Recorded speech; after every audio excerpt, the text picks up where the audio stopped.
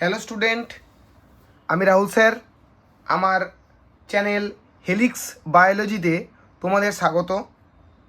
তো ছবি দেখেই বুঝতে পারছো যে আমরা যে টপিকটা নিয়ে আলোচনা করব আজকে, সেটা ক্লাস 12-এর topic, sexual reproduction in flowering plant বা সপুষ্পক উদ্ভিদের যৌনজনন। তো এই টপিকে আমরা অনেকগুলো সাব টপিক আলোচনা করব। তাদের মধ্যে প্রথমেই হচ্ছে মরফোলজি অফ ফ্লাওয়ার বা ফুলের বিভিন্ন অংশ। আমরা মোটামুটি কম বেশি সবাই জানি যে ফুলের 4টি স্তবক দেখতে পাওয়া যায়। প্রধানত বৃতি বা ক্যালিক্স, যার প্রত্যেকটা অংশকে বলছি আমরা বৃত্ত অংশ বা সেপাল, এবং দ্বিতীয়ত করলা বা যাকে বলছি আমরা দলমণ্ডল, এর প্রত্যেকটা অংশকে বলছি আমরা পেটাল বা দলাংশ। এই দুটি অংশ ফুলের বিভিন্ন সাহায্যে বা বিভিন্ন ধরনের সাহায্যকারী স্তবক হিসাবে কাজ করায়। একে বলছি আমরা অ্যাক্সেসারি পার্ট বা সাহায্যকারী স্তবক। এছাড়াও ফুলের যে তৃতীয় স্তবক, তার নাম হচ্ছে অ্যান্ড্রোসিয়াম বা পুংকেশর চক্র। এটি ফুলের মেল স্তবক বা পুং স্তবক। এর দুটি অংশ যথা অ্যান্থার বা পরাগধানী, ফিলামেন্ট বা পুংদণ্ড। এছাড়াও ফুলের যে চতুর্থ স্তবক, যাকে বলছি আমরা ফিমেল পার্ট বা গাইনোসিয়াম, এর 3টি অংশ, স্টিগমা যাকে বলছি আমরা গর্ভমুণ্ড, স্টাইল গর্ভদণ্ড, ওভারি বা ডিম্বাশয়। এটি ফুলের স্ত্রীস্তবক।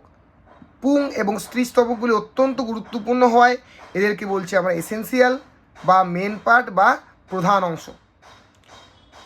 এই হচ্ছে আমাদের আজকের টপিকের প্রথম সাব টপিক, সেটা হচ্ছে মরফোলজি ইন ফ্লাওয়ারিং প্ল্যান্টস। তো আমরা একটু দেখে নিই ফুলের কোন কোন অংশগুলোকে আমরা কি বলি বা এই সম্বন্ধে একটু আমরা জ্ঞান লাভ করি। তো এখানে দেখা যাচ্ছে যে ফুলটি কাণ্ডের সাথে যে অংশে যুক্ত আছে তাকে বলছি মানে পেডিসেল।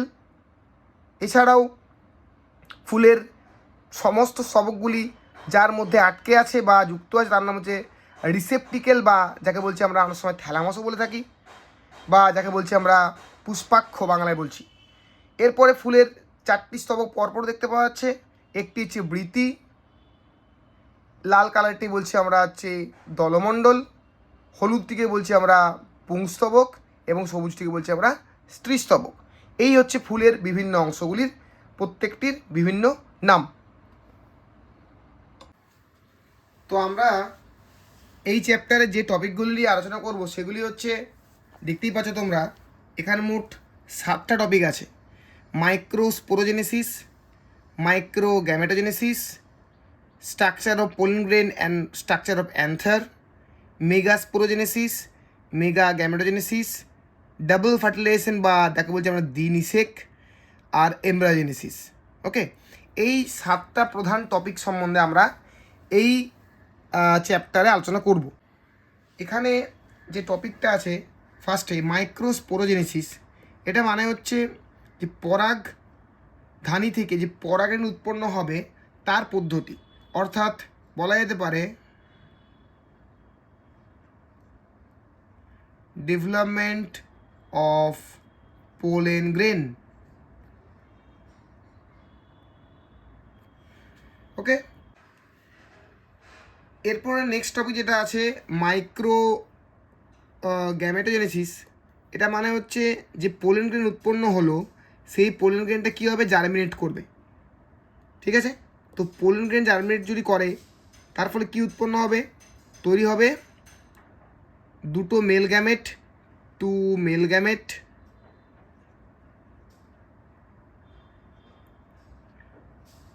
And 1 tube nucleus.